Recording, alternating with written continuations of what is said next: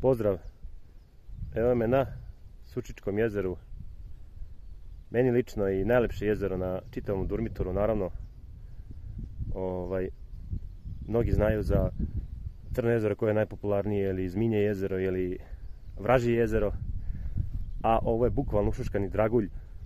Vamo s moje leve strane je selo Nedajno, vamo s moje desne strane je selo Mala Crna Gora, negde 7 km do Male Crne Gore i nekih 6 km od sela Nedajnog.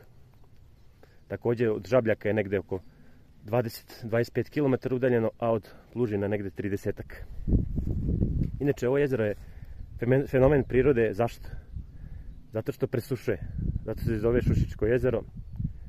I negde, evo sad je jul, još ga ima zato što ima i snega na povrhovima Durmitora, ali već u avgustu presuši i onda negde tamo do septembra, oktobra, sve zavisi negde od 3-4 mjeseca, uopšte ne postoji, nego ovdje bukvalno livada.